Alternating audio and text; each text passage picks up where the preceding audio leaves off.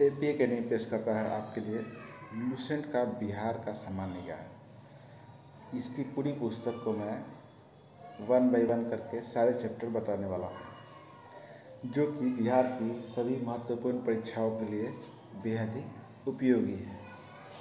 तो यहाँ हम बिहार के संक्षिप्त परिचय से इसकी शुरुआत करते हैं और यहाँ हम देखेंगे कि बिहार का नक्शा सर्वप्रथम दिया हुआ है। टोटल 38 ज़िले हैं, बाकी हम लोग आगे देखते जाएंगे। उत्तर पश्चिम पूरब नक्शे में बना हुआ है, लेकिन हम पढ़ते हुए इसको आगे बढ़ेंगे। बिहार के संदर्भ में प्रथम जानकारी हमें शतपथ ब्राह्मण से मिलती है, जिसमें ऋषि गौतम रघुवंश से संबंधित विजय माधव नामक एक राजा का उल्लेख है, जिसने मिथिला के गौरवशाली साम्राज्य की आधारशिला रखी है। तो पहला सवाल यहाँ बन सकता है कि बिहार के संदर्भ में हमें प्रथम जानकारी कहाँ से मिलती है, तो उसका उत्तर हमारा शतपथ ब्राह्मण होना चाहिए। इसके बाद आगे बढ़ते हैं। विदेह राजा जनक इसी साम्राज्य के सर्वाधिक यशस्वी सम्राट हुए। कहा जाता है कि तत्कालीन भारत में मिथिला सर्वाधिक सुसंस्कृत एवं सभ्य राज्य था।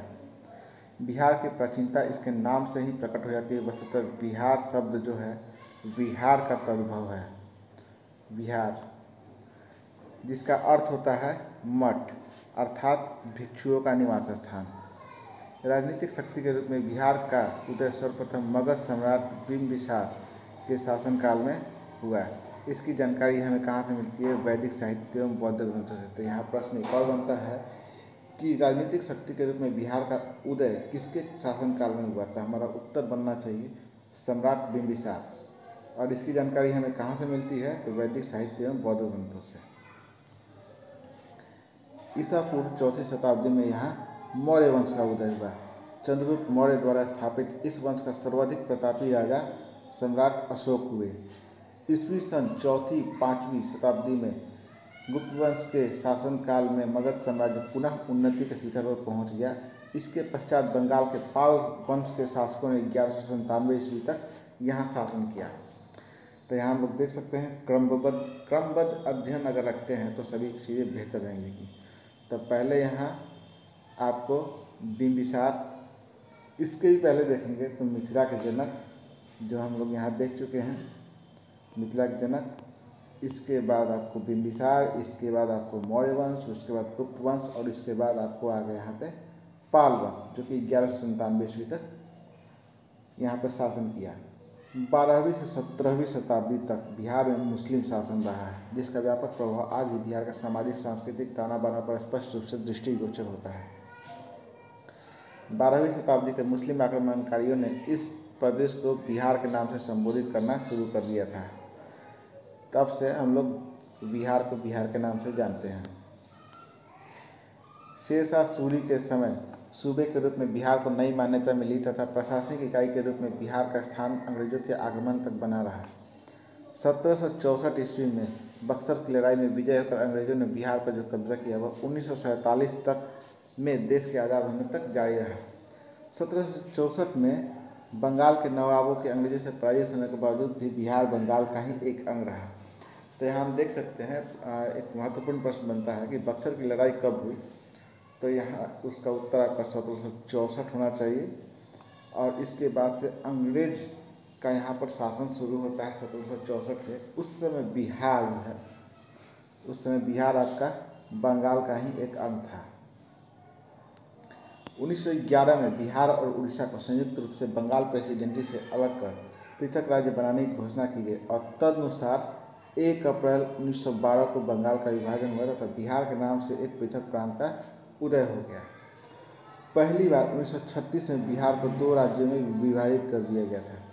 उड़ीसा, जो बिहार की कमिश्नरी थी, उसको एक अलग प्रांत का दर्जा दे दिया गया, अलग प्रांत। स्वतंत्रता प्राप्ति के पश्चात 1948 में सरायकेला और खरसावां 2 स्थानीय देशी राजाओं के स्टेट को बिहार में शामिल कर लिया गया और उन्हें सिंहभूम जिले का अंग बना दिया गया। किंतु 1956 में जब राज्यों का पुनर्गठन हुआ तब पुरुलिया एवं किशनगंज के कुछ भागों को काटकर पश्चिम बंगाल में शामिल कर दिया गया। इस प्रकार जो बिहार अस्तित्व में आया वर्ष 2000 में झारखंड राज्य का निर्माण होने तक क्षेत्रफल की दृष्टि से देश का 9वां और जनसंख्या की दृष्टि से देश का दूसरा सबसे बड़ा राज्य था। ठीक है, यहाँ हमारे बहुत महत्वपूर्ण प्रश्न बनते हैं। पहला चीज़ कि अगर झारखंड का निर्माण जब तक नहीं हुआ था तब अगर पूछ दिया जाए तो क्षेत्रफल की दृष्टि से देश का 9वां था और जनसंख्या की दृष्टि से देश का दूसरा सबसे बड़ा राज्य था। चलिए आगे बढ़ते हैं। 2001 की जनगणना के बाद बिहार क्षेत्रफल की दृष्टि से देश का 12वां और तेलंगाना जब बन गया तेलंगाना राज्य तब यहाँ पर 13वां राज्य हो गया और जनसंख्या की दृष्टि से तीसरा सबसे बड़ा राज्य बिहार है। चलिए आगे अब बढ़ते हैं, राज्य के बारे में आते हैं, राज्य का परिचय देखते हैं। राज्य में क्या क्या है। राज्य का नाम आपका बिहार है। इसकी स्थापना 22 मार्च को हुई है। अब यहाँ हम लोग इसके बारे में जानकारी देखते हैं। 12 दिसंबर 1911 को बिहार को बंगाल से पृथक प्रांत बनाने की दिल्ली दरबार में घोषणा हुई और 22 मार्च 1912 को बिहार उड़ीसा सहित यानी कि उड़ीसा भी साथ में था प्रांत के गठन की विधिवत घोषणा हुई। इसीलिए 22 मार्च को बिहार राज्य का स्थापना दिवस मनाया जाता है। यहाँ प्रश्न बनता है कि आपका बिहार जो है इसकी स्थापना कब की गई, तो यह आपको 22 मार्च किस कंडीशन में, तो 22 मार्च जो है 22 मार्च 1912 को बिहार उड़ीसा सहित प्रांत के गठन की विधिवत घोषणा की अधिसूचना जारी की गई थी। सिंपल हम लोग याद रखते हैं, अधिसूचना जारी की गई थी, इसलिए 22 मार्च को बिहार का स्थापना दिवस मनाया जाता है। इसके बाद बंगाल प्रेसिडेंसी से अलग होकर बिहार ने प्रांत के रूप में 1 अप्रैल 1912 से कार्य करना शुरू किया। हम लोग पहले भी ऊपर पढ़ चुके हैं। 1 अप्रैल 1912 से जो है बिहार अलग हो गया और 28 मार्च 1936 को बिहार के लिए अलग विधान परिषद का गठन का आदेश हुआ। यहाँ सवाल बनता है आपका कि विधान परिषद का गठन कब हुआ, तो आपका आंसर होना चाहिए 28 मार्च 1936। यहाँ हम आगे देखेंगे 1 अप्रैल 1936 को बिहार और उड़ीसा दोनों अलग राज्य के रूप में अस्तित्व में आए। यानी कि 1 अप्रैल 1912 को बिहार जो है आपको बंगाल से अलग हो गया और 1 अप्रैल 1936 को उड़ीसा जो है बिहार से अलग हो गया। चलिए आगे बढ़ते हैं। बिहार की राजधानी पटना, उच्च न्यायालय भी पटना में है। बिहार की राजकीय भाषा जो है हिंदी और उर्दू है। उर्दू द्वितीयक राजकीय भाषा है। राजकीय वृक्ष क्या है अपना, पीपल। राजकीय फूल गेंदा। राजकीय पशु बैल, पहले वृक्ष था हम लोग देख रहे हैं यहाँ पर 2013 से जो है आपका बैल है। इसके बाद राजकीय पक्षी है गौरैया, जो हमारे यहाँ घूमती फिरती है, हमें हमेशा दिखता है। पहले नक्ता नीलकंठ था इसके पहले। अक्षांशीय विस्तार हम लोग देखते हैं। अक्षांशीय विस्तार 24 डिग्री से लेकर 27 डिग्री। अब 20 मिनट ये सब याद करने की ज़रूरत नहीं है। एग्जाम में सिंपल 24 डिग्री याद रखेंगे या 27 तो हमारा आंसर आ जाना चाहिए। अक्षांशीय विस्तार हो गया हमारा। देशांतरीय विस्तार 83 डिग्री से लेके 88 डिग्री तक देशांतर। इसके बाद आते हैं हम लोग क्षेत्रफल 94,163 वर्ग किलोमीटर। अब हमको लंबाई भी देखनी चाहिए। लंबाई है 345 किलोमीटर और ये चौड़ाई है 483। तो लंबाई किस कंडीशन में, तो उत्तर से दक्षिण यानी कि ऊपर से नीचे तक, और चौड़ाई पूरब से पश्चिम यानी कि 483 किलोमीटर। चलिए आगे देखते हैं। इसकी सीमाएं हम लोग पहले ही मैप में देख चुके हैं कि उत्तर में नेपाल है, दक्षिण में झारखंड है, पूर्व में पश्चिम बंगाल और पश्चिम में उत्तर प्रदेश। कुल जनसंख्या 10,40,99,452। पुरुष जनसंख्या 5,42,78,157। महिला जनसंख्या 4,98,21,295। 4,98,21,295। नगर में कितनी जनसंख्या निवास करती है, तो 11.3%। ग्रामीण जनसंख्या 88.7%। जनसंख्या की वृद्धि दर अपने यहाँ 25.4%। जनसंख्या घनत्व है 1106 व्यक्ति प्रति वर्ग किलोमीटर, यानी कि एक वर्ग किलोमीटर के अंदर में लगभग 1106 व्यक्ति रहते हैं। लिंगानुपात स्त्री और पुरुष, यानी कि 1000 पुरुषों पर 918 स्त्री। साक्षरता दर कितनी है, 61.80%। पुरुष साक्षरता और महिला साक्षरता हम लोग देखते हैं यहाँ से। पुरुष साक्षरता है आपको 71.20%, महिला साक्षरता 51.50%, ग्रामीण साक्षरता 59.78%। हमें अलग अलग याद रखने की ज़रूरत है थोड़ा सा। ग्रामीण पुरुष साक्षरता, अब पहले हम लोग ने ओवरऑल देखा है पुरुष कितने साक्षर है, महिला कितने साक्षर है। अब हम लोग ग्राम में जो 88 ऊपर हम लोग देख चुके हैं कि हमारे यहाँ 88.7% जनसंख्या जो है गांव में निवास करती है। तो अब हम लोग पूरा ग्रामीण साक्षरता का देखते हैं, एवरेज कितना होना चाहिए। तो ग्रामीण साक्षरता जो है 59.78%, पुरुष में 69.67% और महिला जो है 49%। शहरी साक्षरता की बात करते हैं तो 76.86% और पुरुष इसमें 82% साक्षर हैं और महिलाएं जो है 70% जो है लगभग साक्षर हैं। साक्षरता की दृष्टि से भारत में यह 35वां राज्य है, यानी कि हम लोग अभी भी बहुत पिछड़े हैं और हमें और आगे बढ़ने की आवश्यकता है। साक्षर आबादी लगभग 5,25,04,453 है। साक्षर पुरुषों की संख्या 3,16,08,023 है। साक्षर महिलाओं की संख्या है 2,08,96,523। नगरीय समूहों की संख्या है 14। 1 लाख से अधिक जनसंख्या वाले नगरों की संख्या है 26। महानगर सिर्फ एक ही है, पटना। इसके बाद हमारे यहाँ प्रमंडल कितने हैं, तो प्रमंडल है यहाँ पर 9। प्रमंडल के यहाँ टोटल नाम दिया हुआ है, आप लोग देख सकते हैं। पटना, मगध, सारण, तिरहुत, दरभंगा, कोसी, पूर्णिया, भागलपुर और मुंगेर, ये सभी 9 प्रमंडल हैं। जिला 38। पुलिस जिला कितना है 40। अनुमंडल 101। सामुदायिक विकासखंड 534। पंचायत है 8,474। पंचायत समिति 534। पंचायत समिति के सदस्य हैं 11,566। जिला परिषद 38, जितना जिला उतना परिषद। जिला परिषद की संख्या 1162। नगर निगम 11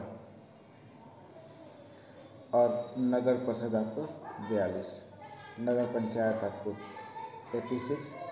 शहर आपको होगा 199। सर्वाधिक शहर जो है 139 प्लस 4 जनगणना शहर। सांविधिक एक संविधान के हिसाब से आपको 139 शहर है और 60 जनगणना के बाद जो है निकाला गया। राजस्व ग्राम आपको 44,874। विश्वविद्यालय टोटल कितने हैं तो 21।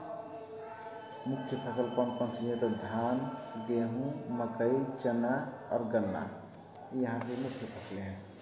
यहाँ बहुत सारे महत्वपूर्ण प्रश्न बनते हैं, अगर आपको ज़रूरत पड़े तो आप वीडियो को पुनः रिपीट करके देख सकते हैं ताकि आप अच्छे से याद रख सकें। चलिए आगे देखते हैं।